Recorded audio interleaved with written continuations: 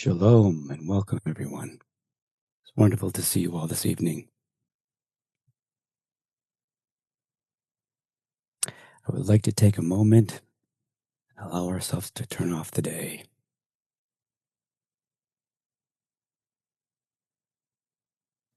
So if you would, just allow yourself to take a deep breath and allow yourself to let go into the moment.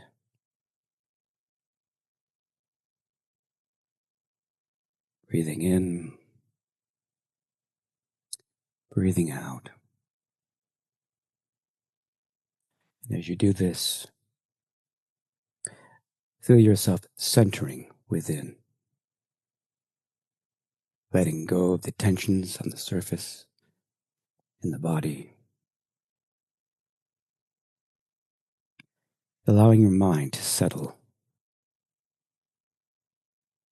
relaxing, breathing in, breathing out.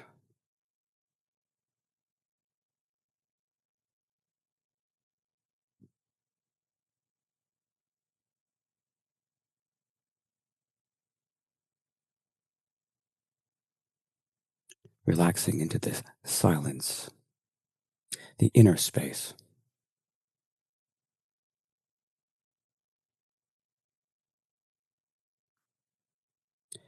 And as you do this now, I'd like you to visualize a point of light within and behind your heart.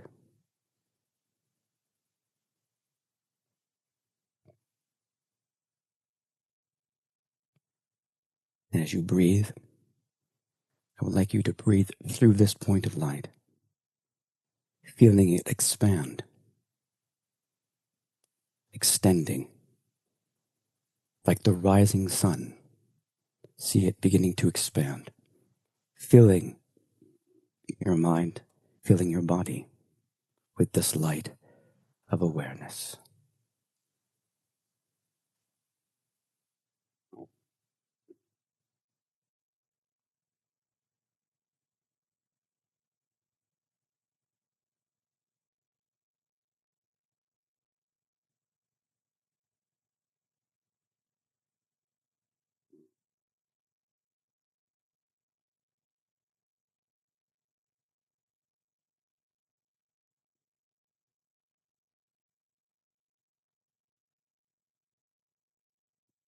This light of awareness circumferencing you, expanding within and beyond you.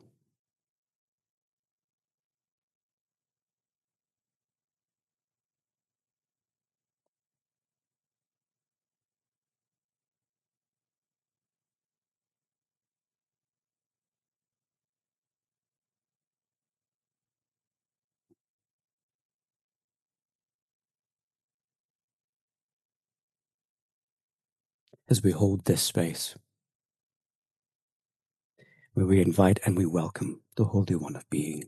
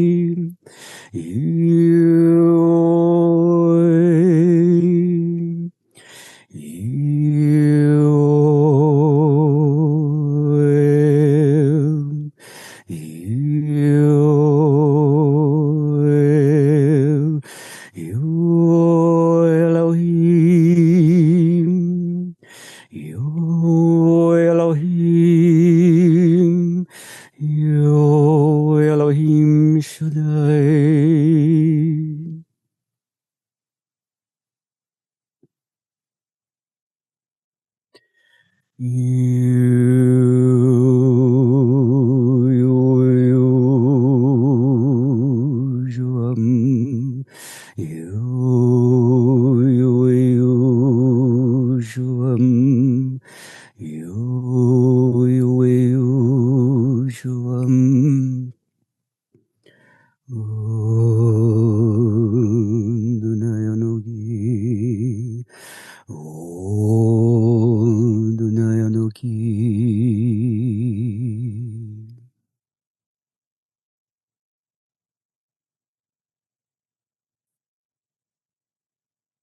This space within and without joined in the light of awareness.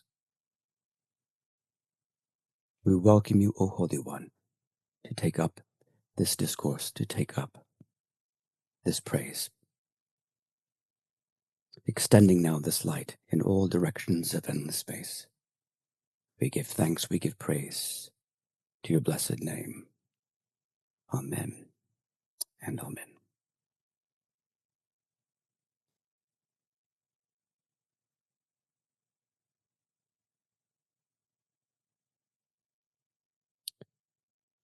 So we come to a fun section that, in many ways, I think we're kind of forced to turn off thought and thinking, especially this section dealing with speaking silence.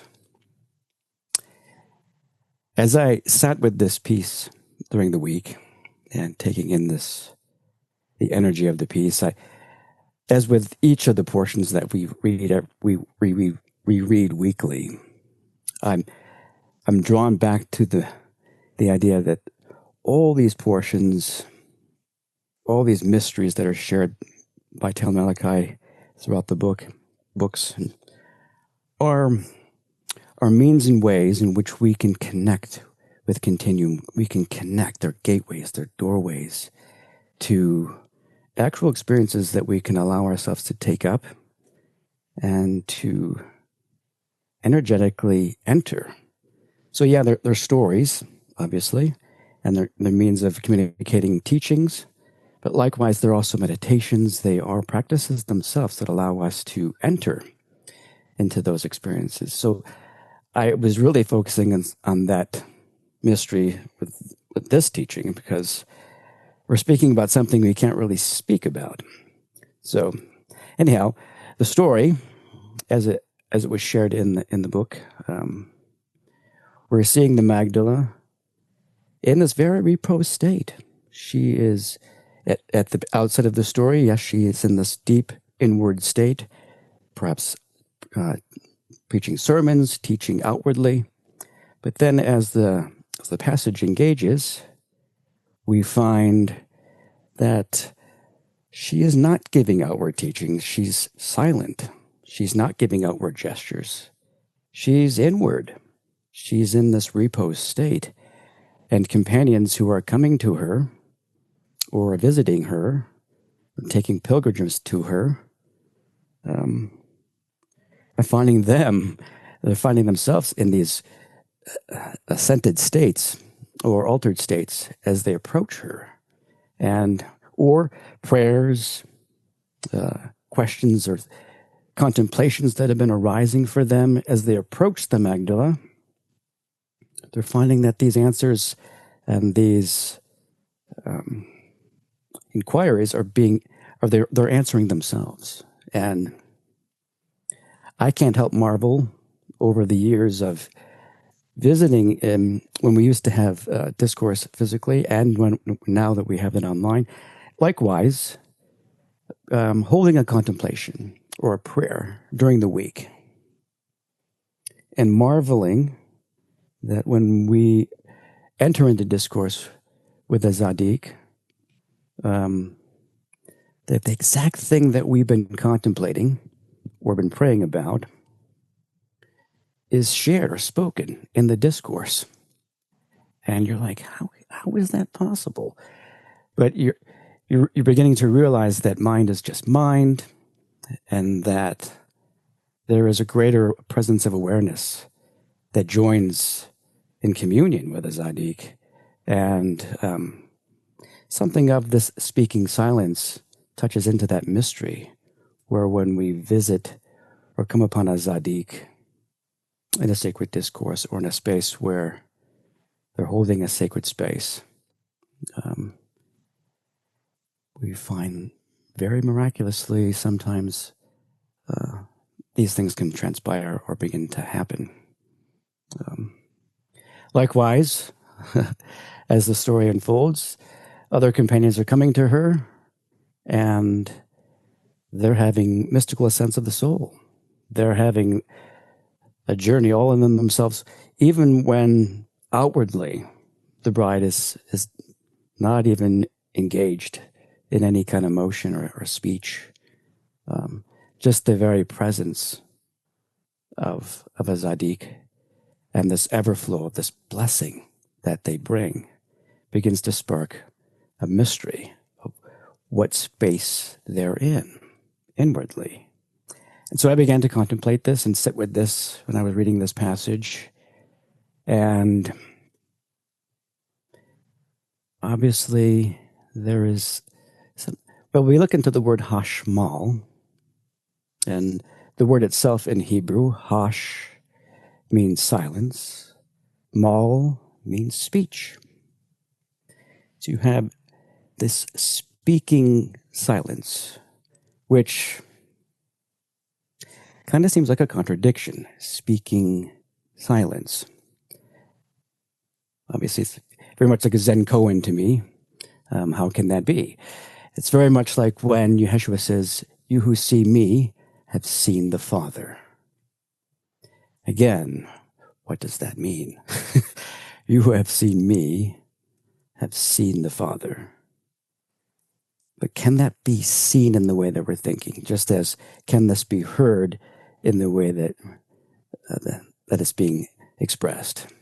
Speaking silence. Anyhow, it draws me very inwardly, and it really kind of cuts off on thinking, and it goes into this very inwardness state of touching into this ein nature, this emptiness, this spaciousness, this intrinsic nature of mind itself, and what that means and feels like.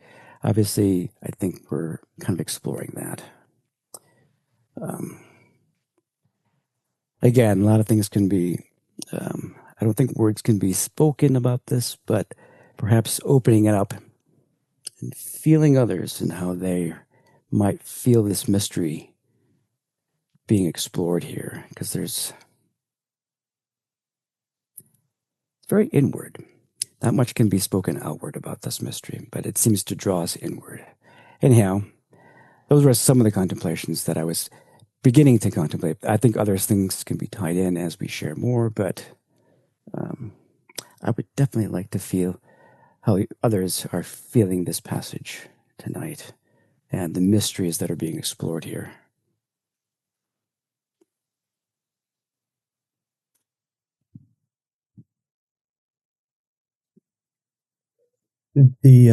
What came to mind, Alveol, is death and dying teachings. That you're in a crossing over state, and from what I understand about the dying process, that hearing is the very last sense to go before the actual transition takes place. And what came to mind was something that Paul wrote, is faith comes through hearing, and hearing by the word of God.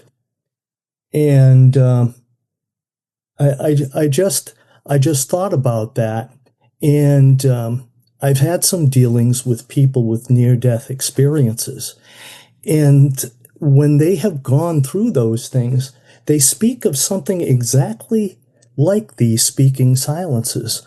This sort of mind-to-mind communication, there's no room for misunderstanding what is being communicated. And so that's kind of what came back to me, and this aspect of hearing, because it's a speaking, so we're hearing, but it's silent, so it's the mystery of a mind-to-mind communication. So that was what came to mind is I was reading through this and seeing Magdala in a deep, deep state of silence. That it's almost like unto that, so that you're she was like in between worlds, and had that and there was that capacity for being able to transmit that to the others that were in her presence. So that's what I saw in this. Beautiful. Thank you for sharing. Yeah, there's some great mysteries there. I can share some experiences with Ascent of the Soul that was something of an initiatory experience some time ago, but I think it touches in with what you're saying about the hearing. Taken up in that particular high rite, something that stands out in my experience was the fact that during the whole experience, during what seemed like timeless, the only thing that stood out for me was the hearing of Tao Malakai's voice guiding in that whole journey.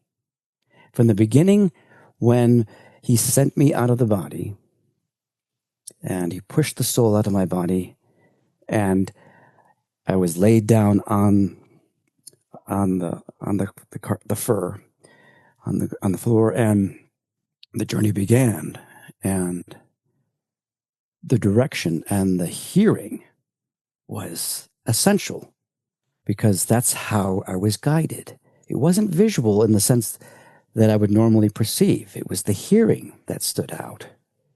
And I recall his voice never left from the beginning to the very end until I returned. And what I later found out from other companions who were physically present in the ceremony was that Malachi didn't stay in the room. He left the room. He went to other parts in the room to pray and to hold space. So he physically left the space because when he began the ceremony, he was sitting next to me, and I could hear him in my ear speaking physically, even though I was out of the body. But come to find out, he'd left the space and had gone other places in the room. But his voice was dominant throughout the whole thing. And it was the guiding voice of the silence, of this voice. I mean, even though he wasn't physically there. So what was that voice? And I began to question that. And the voice of Zadik, outwardly, and the internal voice of one's inner guidance, one's inner Zadik, somehow joined. And this line of what you're talking about, within and without, kind of dissolved. And there was just this hearing in the spirit. And there was just this moving and being in the spirit. And so I don't know if that speaks at all to the mystery you're speaking of, but I definitely feel something of this veil, this interface that the Hashmalim are doing, because they seem to be interfacing the spiritual and the physical in a way that creates this Habad, this Habad between Hokmah, Bina, and Dayat. And there seems to be this linking that allows this overlap so that one is in this spaciousness, one is abiding in this spaciousness, but at the same time, one is joined below. so that one can hear the guidance and be directed. So I don't know if that speaks to what you're sharing, but it definitely felt that. Yes, very much so. Thank you, Elder Yule.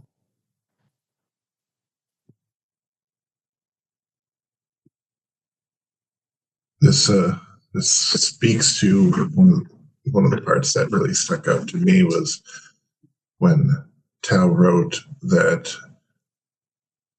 there was this experience where he talks about companions looking at them, looking upon themselves. I'm trying to think exactly how he put it, and it was very curious that, like looking at yourself from outside of your body. He mentioned that in this writing here, and it kind of got me thinking of rapture and this connection that's made here between rapture and the Hashmalim that I haven't really seen before, and I really appreciated that. It's more of a seed beginning for a contemplation, but you deepened it by speaking of that. Well, a couple of things come up while you're sharing that. Definitely being in the physical proximity of a Zadik and feeling their energetic body, being in discourse with them, or even on a Zoom, which I've found that can be possible as well, as we might all know. The lines between inward and outward begin to evaporate, and I think it reflects, and it goes back within you and how one is receptive, how one is inwardly cleaving. I'm feeling that quite strongly. So our inward states and how we have created the conditions to be able to listen and hear and move energetically from that space. Because from this dimensionality, time doesn't exist. Because in Hokmah, it's timeless eternity versus Bina, where you have time eternity. So when one's touching upon this internally, the sense of space and time disappear. So you could be across the world sitting in front of your computer, hearing a Zaidik speak to you in a Zoom discourse, but if one is tuned in energetically,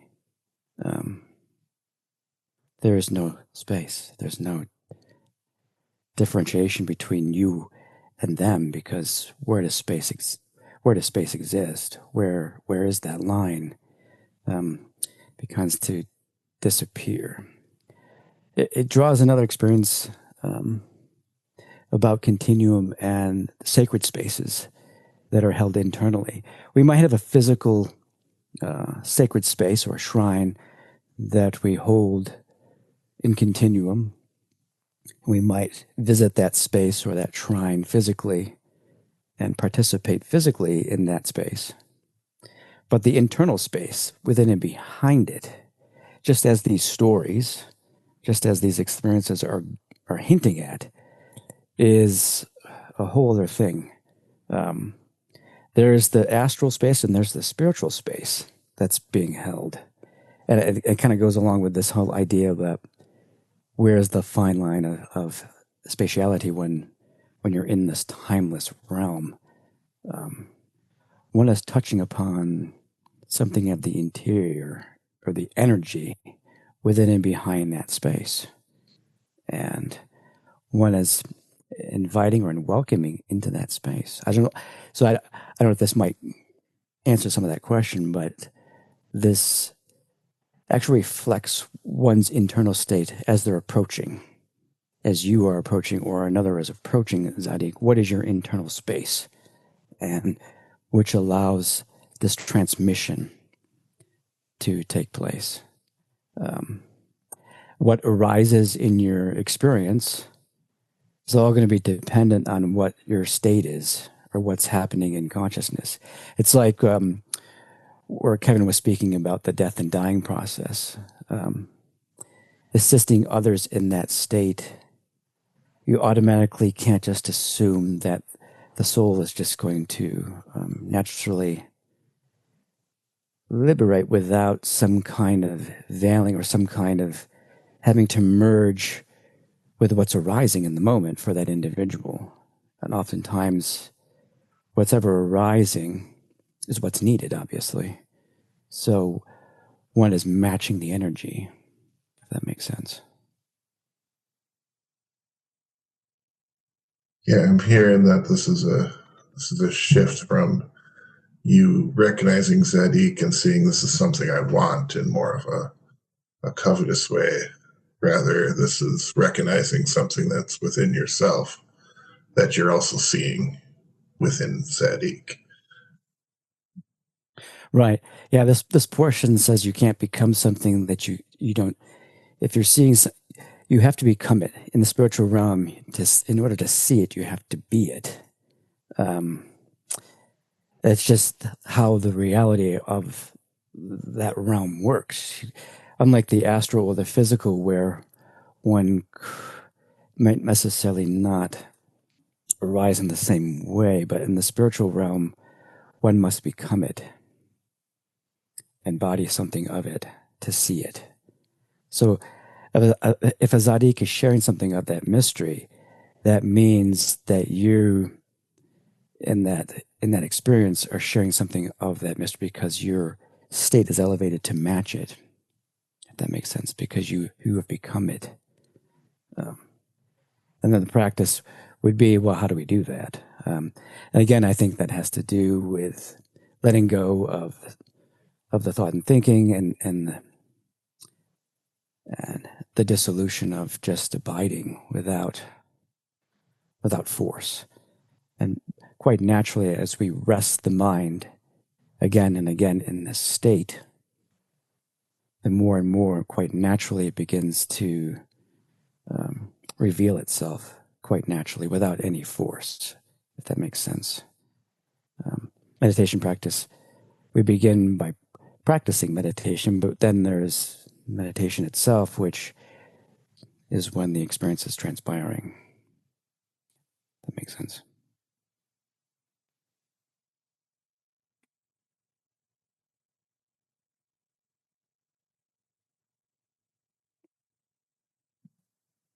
Upon reading this today, I think two things stuck out to me. Was the line where it spoke about the light that shone through them, like through the Messiah, through the Magdala, through Holy Zaddiks. And the other part that stuck out to me, how it was mentioned that how the people that were there in faith, in love, cleaving, and that were open to the Spirit.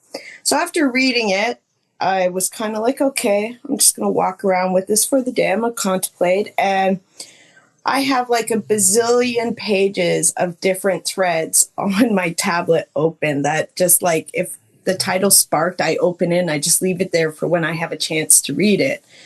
And I had opened my tablet to go to the website, and by accident, my little finger hit one of the tabs and just opened up one. So I was like, I was going to close, and I was like, oh, wait a second. This could be guidance. And it happened to be, I ended up opening the thread called called Offering Light, Cleaving with the Interior Stars. And upon reading this, it talks about how each one of our interior stars are connected to the Sephiroth of construction. And it talks about the two ways we bring down transmission and also how we lift up. And she's lifting up people in this. So this also kind of connected to the light that shone through her and through them, which I thought was quite interesting because in that thread, Zaddik had said how essential this actually was to do. And I kind of connected it to the path of our karma. Because as we go through each one of these interior stars, we're working with the vices and the virtues that we have in our lifetime.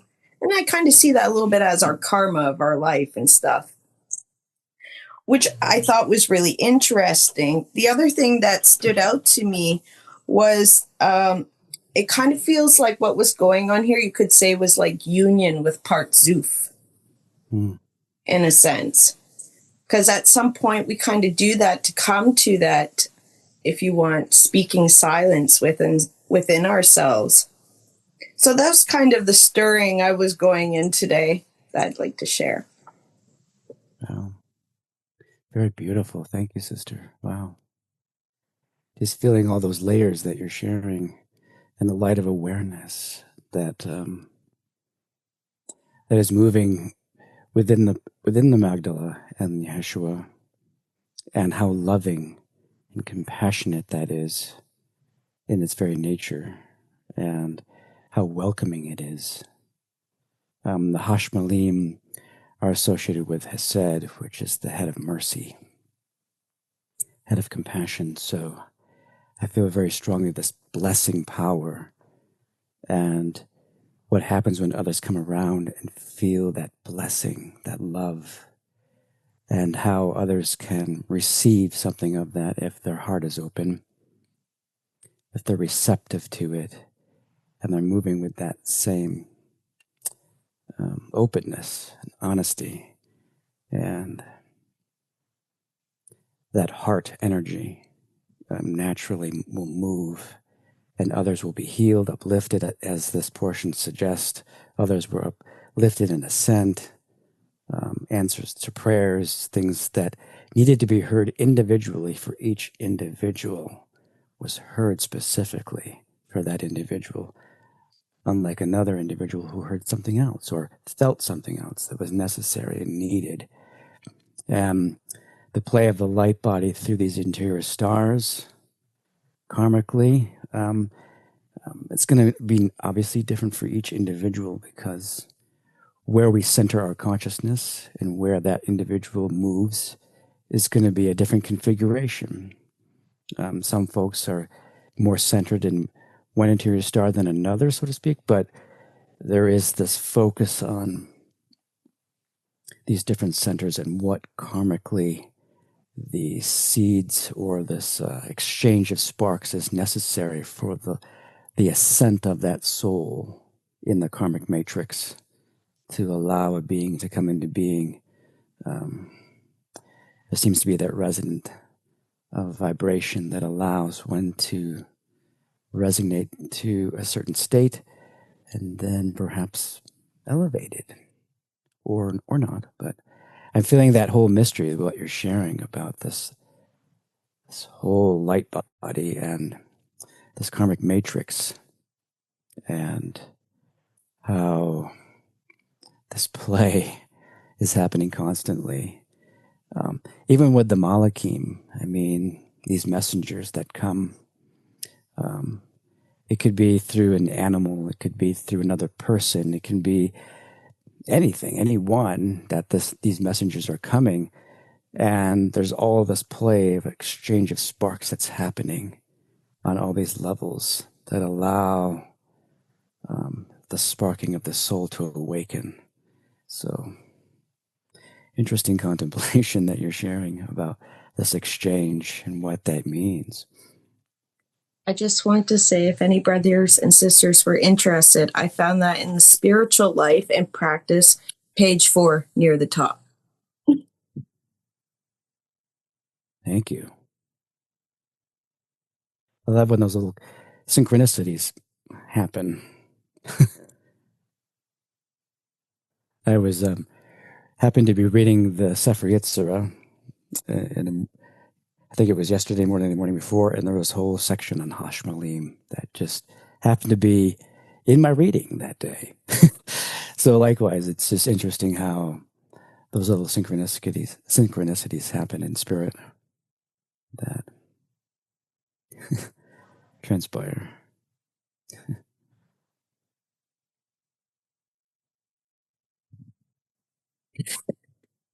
What's coming to mind for me is, and brother, you can probably help me with this. I don't have it exactly, but I think sometimes we say that some teachings can only be shared with those who already know, right? And so I'm thinking, too, it may be that this knowing in ourselves may not be so much conscious, but we're ready. We've done the preparatory work, and we're ready to receive the teachings. I find that happens a lot with reading Malachi's words, and of course in the discourse where there's that kind of aha. So I just wondered if you could speak to that. Thank you. Thank you. Yeah, I'm feeling the same play that Elle was speaking, and what you're sharing. It's like trying to move with the train. You're running along a train, and to jump on the train, you kind of have to match the train that it's moving. Otherwise, you're never going to jump on the train. I think a Zadik or one who's moving these energies is going to feel energetically how one can draw or assist another. But they kind of have to, I think there's a whole mystery of drawing the conditions, creating the conditions for within oneself, this grace for oneself. But what I'm feeling in your sharing seems to speak of the timing in spirit and how to read the signs, perhaps how to feel. And if I'm understanding you, sister, are you speaking something of the timing in the spirit of how, when to invoke and when to move a certain practice? Yeah, I love the analogy of running along the train. And, oftentimes the question formulates just in our minds. Like you were saying, you were contemplating one thing, and then all of a sudden you're reading a similar thing. So there's this interesting meshing of timing and, where we are along the path, the things that are happening in our lives. It's very intriguing. So thank you for that. Absolutely. Yeah, I've learned doing vision quests out in the desert with Tau Sarah and with other companions in Tau Malachi, as they've shared this teaching prior. The vision that's held in the continuum is not necessarily the visionary experience that we might think, but everything that transpires in the journey is taken into the experience. And all these levels and layers. So the drive itself, the people you're meeting, all these different encounters, all these things that are happening on these different levels are all taken into the experience and taken inwardly as part of the experience of that journey. So it's wonderful to take that practice into the work day or the day or your normal day. And I've heard many of you share similar stories, encountering things during the day, animal people or individuals, things that are mirroring. I think this is transpiring a lot more than we think. If we're holding an inward space sincerely and we're contemplating something quite naturally, I mean, I just feel it energetically, the things around you are going to mirror or reveal something of the energy that you're working with. I don't see how it could be otherwise, because the reality of how things arise in consciousness are mirror-like in that respect. I recall experience where I was contemplating, praying over something for quite a few days, and I went to my job, and my boss literally said, like almost verbatim, the things that I was praying and invoking. And I had to take a look. I had to look back and think, they just said that. And I began to realize, well, mind is just mind. And it's not so static and fixed as you think. And I think being around Continuum and Zadik and companions, you begin to realize that everything is much more dreamlike and not so solid. And what we think as fixed thought or what we're contemplating it's a lot more fluid, a lot more flowing, and things are going to naturally reveal themselves around you in a way that are going to speak to what might be arising in your experience. So I don't know if that makes sense, but that's definitely something that I feel energetically when you're speaking that.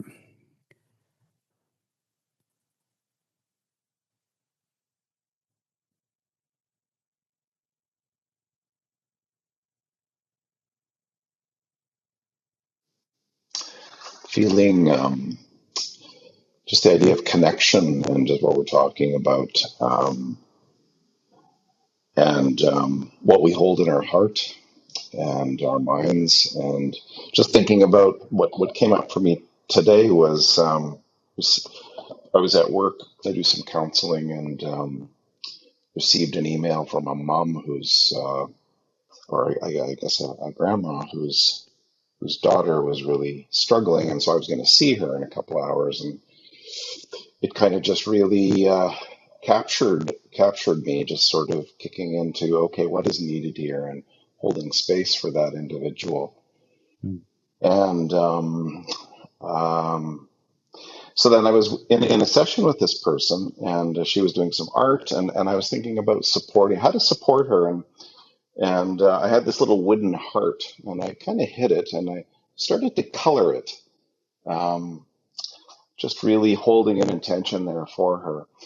And I popped it out, kind of to surprise her a bit, and she was drawing a heart. And she goes, "Oh, that's what I was drawing." And there was just something really beautiful and connective. And it's hard to say what's all behind that, but there's something of the heart and the mind, and I think of the karmic matrix too. Just what draws us to people? Why are people in our lives? And being open to that, and even makes me think too. Just there's this section, the opening and clarification of the eyes of their minds, hearts, and souls in her beautiful and holy presence. Mm-hmm. Just the connections here that we have with each other, and what draws us here every week, and just the openings, the energy, the desire to well, I know for myself, open my heart further, and yeah, serve others, connect with others, and grow. So those are just a few things that connected with me. Beautiful, brother. Wow. I think the story that really illuminates the section today with the woman in front of you drawing the same heart. Wow, that's just very beautiful. And there's a section, or the part of this section, where they're talking about Magdalene being very much like Miriam, the mother, and holding the space of the mother.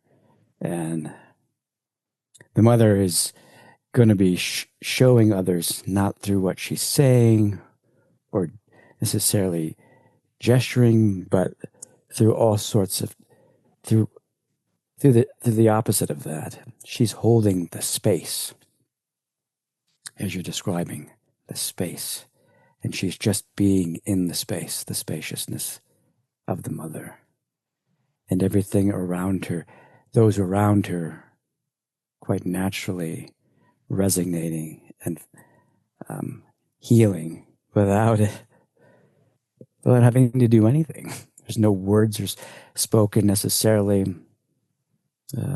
It might be in a mundane thing that the answer comes about, but it's the space that's being held internally of the Holy Mother. And the bride is doing this same very thing, this holding, as Elle was speaking about, this heart of compassion. And just that alone, just being in the heart and being open and sensitive to others, like you're sharing in that space, to wanting to reach out in a way that might uplift, elevate another soul, and being receptive to that. And bingo, the woman reflected that to you quite naturally through this drawing. I'm feeling that how auspicious, how neat to encounter that on the day that we're talking about this section. kind of cool.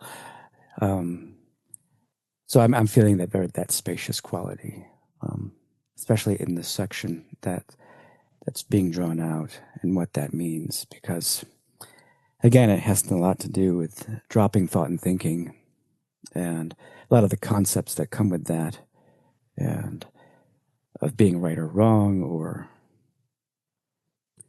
however one might complicate the situation, but rather just being and breathing in the space with another by itself can be an answer to prayer. I was a hospice volunteer for years, and oftentimes I would find myself with someone else in the space. A lot of words weren't necessary, and it would have only been more stressful had I spoken. It would have been like uncomfortable, but we're just holding the space internally. That in itself, and breathing with, can change the atmosphere, the space in which you're in, which I found very effective. And then there was other times where spirit might be inclined to share something, or invite something, a conversation, but the space that you're speaking of, in and of itself, very much like the mother and this heart of compassion. I can appreciate it because I tend to work in that very similar way. Words can be complicated sometimes, and just holding the space and being inward, mindful of the energy that one is generating for another can be very uplifting. So thank you for sharing. Beautiful.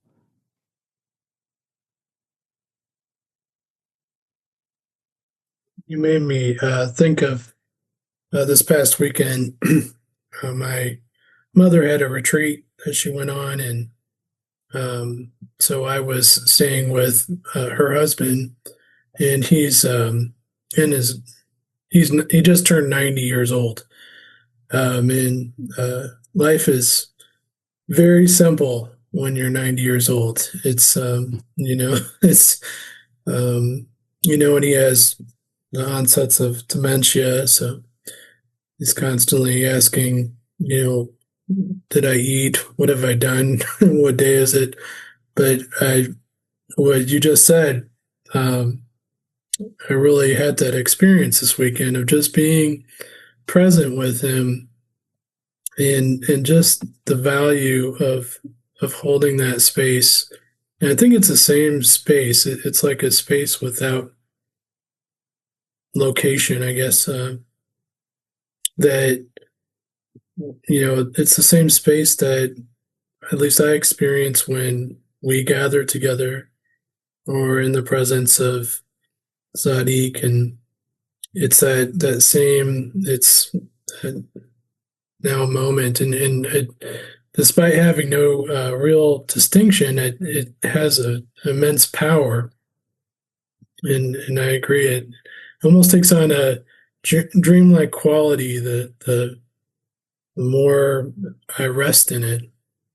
I really liked this chapter because I think it points to something that's very hard to point to, which is that the message is not always what's being said or what's obvious, or our conversation, and that's what it made me think of, is that in a way almost the conversation and our meeting is almost an excuse to be present with each other, to be in the presence of Zadik, and the real transmission isn't something intellectual, or maybe even verbal necessarily, and and that's so hard to speak to, and I thought this chapter did an excellent job of pointing right at that. So I was impressed with that. Thank you. Yeah, a couple of words that you just said was, you said presence many times, the word presence, being in the presence of, and the presence. What is the presence? It's not the thought and thinking. It's the the presence of the Holy One, and allowing us to quiet, to hear and be in the presence. And it's obviously not so linear. And if one is in that heart space, one is inward. Hearing the voice of presence in others and around you is quite synchronistic. I mean, like you're sharing. It's not all about the intellectual. It's not about creating concepts, but simply abiding. And you can hear the voice of presence in all things. I think that's what Malachi is getting at when he's talking about being in the deep love inward, in the moment, being truly in the moment and where you are, whatever that might be, truly being in that space, whatever might be arising. Because in that moment, if we're receptive, the voice of presence can speak and move through all things, regardless of what it is or the situation. But are we allowing ourselves to rest in it? I know myself, I can get caught up on the surface, and then you forget to breathe. Forget to be in the moment and just breathe and step back and allow the bigger view. The thought and the thinking and the emotions, all these patterns in consciousness are like winds and waves in the ocean of mind. But beneath all of that is this presence that you're speaking that is the true underlying current, the true being. So I'm feeling that in your sharing of that. What current or where are we in the moment? Are we on the surface, or are we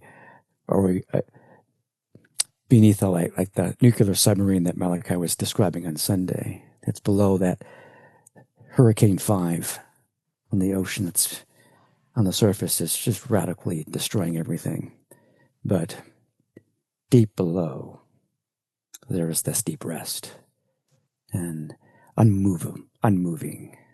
I'm just being, and that's the presence that I'm feeling in what you're sharing. So thank you. This is reminding me of a contemplation that's been rising. So the Hashmal shares the same gematria with the word garment. And this is the garment, 378. This is the garments of light. And what the image that's been evoked for me is that of a candle flame. And how when you look at it, the hottest part of the flame is the blue in the middle. And then you go further out. But if you want to pass that flame onto something like an incense, you don't go right into the blue. You have to go to the outer part and allow the flame to move in order for the actual flame to be passed on and for that same flame to move on. You can't go right into the blue part of the flame. And that it's curious how my weekend has been probably about the opposite of what you described there. There were just on my block cops and fire trucks and multiple domestic altercations out in my block, and there was this call for me to give and receive, to abide and give and receive.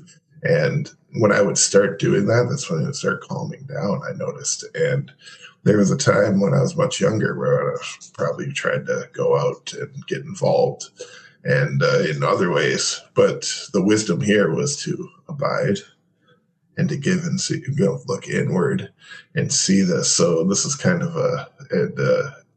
it's what's curious to me is you're talking about this from one angle and they're both the same thing. There's really no difference in it. What's appearing on the outside is irrelevant to what's actually transpiring inwardly.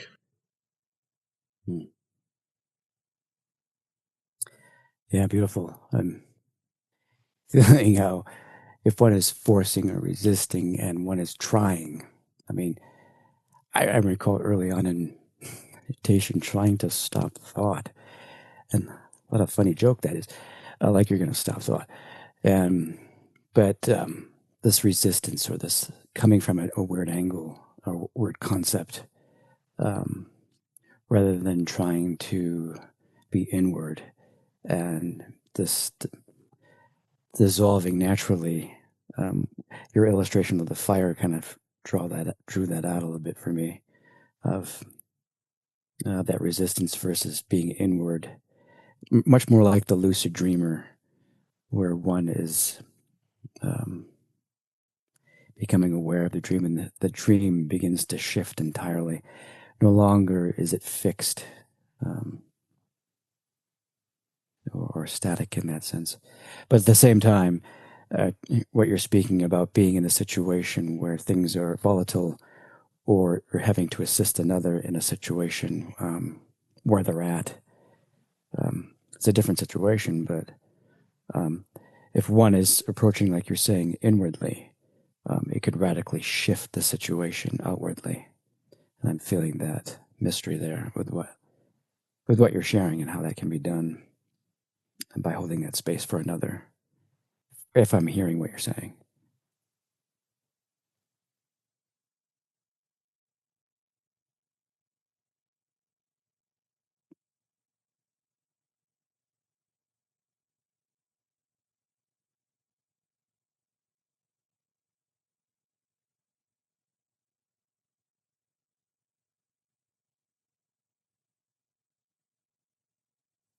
There's a line that keeps coming to me over the past couple of weeks. It just came to me again, which is that there are no straight lines in the universe. That everything is curved. If you extended any line long enough, it would curve back around on itself. So, in effect, making a circle. And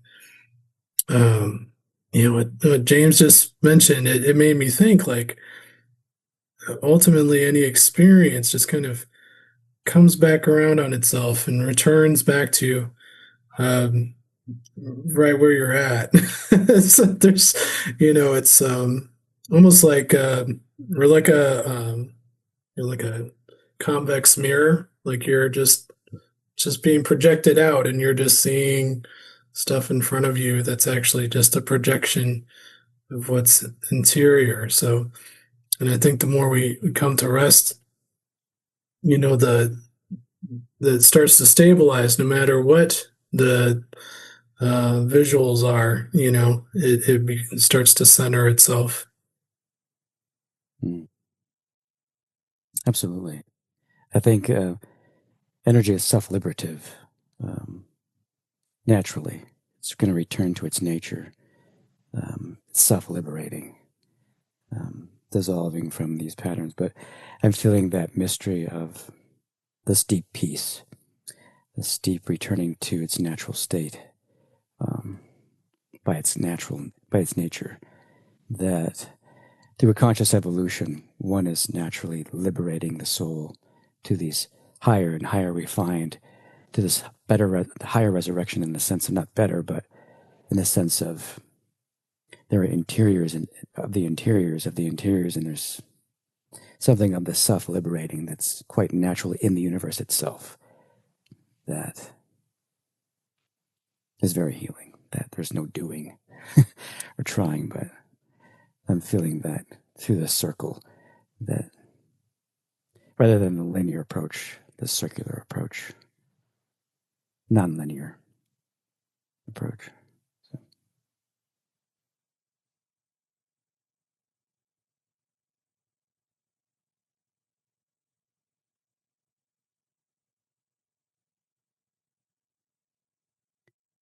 Well, we've circled some interesting mysteries this evening, so I'd like to thank all of you for joining with me and playing along with me and drawing out the mysteries. I enjoyed it very much.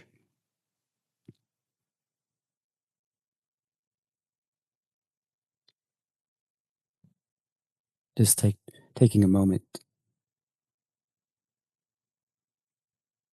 inward, giving thanks, giving praise to the Holy One of Being, extending this light, this blessing now in all directionality, within and without, above and below, east, west, north, and south.